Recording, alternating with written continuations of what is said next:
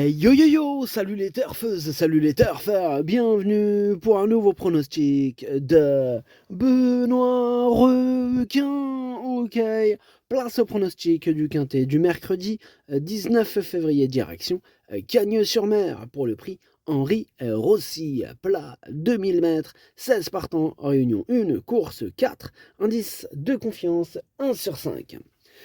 Petit retour sur le quintet de ce lundi, il y a eu du trouble fait à l'arrivée. Cette vidéo, je la tourne avant l'arrivée du quintet de ce mardi et je reviendrai dessus demain. Ok, c'est parti, on commence le pronostic et on commence avec le numéro 1, Koval, et on écoute Jean-René Dubosc. Koval est rallongé car il a bien fini en dernier lieu à ce niveau.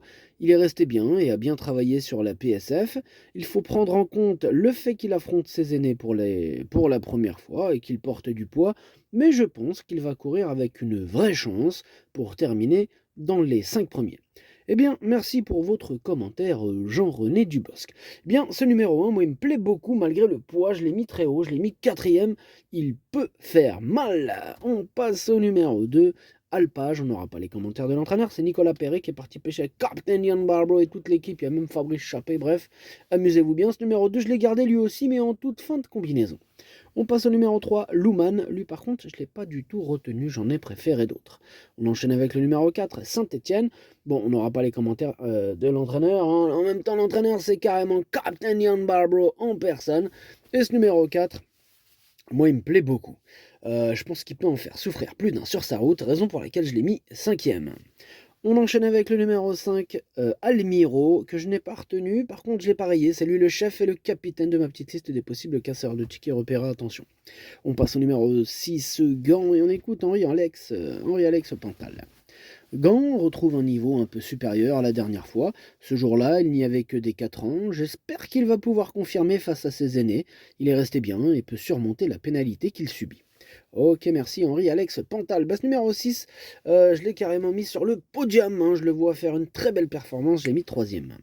On passe au numéro 7, Gaïdar, et on écoute Gérald de Mossé. Gaïdar est en bonne condition et est resté à Cagnes depuis sa bonne tentative dans le prix de Cannes. Je suis ravi de son comportement le matin. Tous les feux sont au vert, puisqu'on retrouve le même parcours que la dernière fois. Il devrait bien se comporter. Tous les feux sont au vert, nous dit Gérald de Mossé, et effectivement c'est une première chance, en tout cas tout lui sourit dans ce quintet, il peut faire une très très grande performance, il peut même remporter ce quintet, moi je l'ai mis 2ème. On passe au numéro 8, Bossio, je n'ai pas retenu, c'est un regret, c'est mon 2e cheval de complément quand nous partons, attention. On enchaîne avec le numéro 9, Forever Given, et on écoute Philippe Decouze. Forever Given est battu dernièrement, mais je ne peux rien lui reprocher. Bon, il court une nouvelle fois très bien, mais il est tombé sur un os pour finir. Il est resté dans un très bel état de forme et tout se présente au mieux pour mercredi. Maintenant, il va devoir affronter les aînés, mais c'est ainsi. Il partira avec toute ma confiance. Ouais, et également ma confiance. Ce numéro 9, c'est tout simplement lui mon préféré. C'est lui que j'ai décidé d'installer en tête. On passe au numéro 10, Spichman. Alors lui, par contre, c'est une autre musique que je ne l'ai pas retenu. Voilà, j'en ai préféré d'autres. On enchaîne avec le numéro 11, Thunder Speed. Lui non plus, je l'ai pas retenu. Ah, c'est celui qui m'embête le plus, c'est lui mon gros. Regardez, c'est lui mon cheval de complément, cas non partant, attention possible, cassage en vue. On passe au numéro 12, Bobby Murphy, que je n'ai pas retenu non plus, mais qui est à l'arrière de ma petite liste des possibles troubles faits. On passe au numéro 13, Népalais, lui je l'ai retenu. Par contre, on n'aura pas les commentaires de l'entraîneur. L'entraîneur, c'est Fabrice Chappé, on l'a dit tout à l'heure, il est parti pêcher avec ses amis, amuse-toi bien. Bref, ce numéro 13, je l'ai gardé, mais plutôt en bout de combinaison.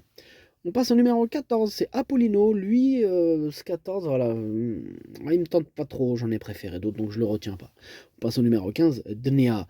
Celui-là, il me plaît bien, on écoute Rémi Fradet.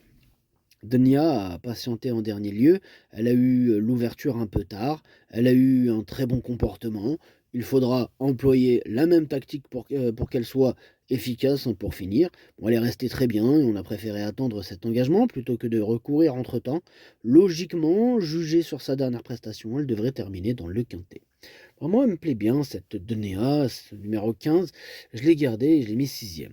Et on termine avec le numéro 16. C'est Linfa Sommer, que je n'ai pas retenu, mais qui est en plein milieu de ma petite liste des possibles troubles faits. Le pronostic, ça donne 9, 7, 6, As, 4, 15, 13, 2. Merci d'avoir suivi cette vidéo. N'hésitez pas à mettre un pouce bleu si la vidéo vous a plu. Pour accéder à tous mes tickets pour la course du Quintet, rendez-vous directement en description de la vidéo. À jouer avec modération. Bonne chance. Chopez-le moi. Ciao.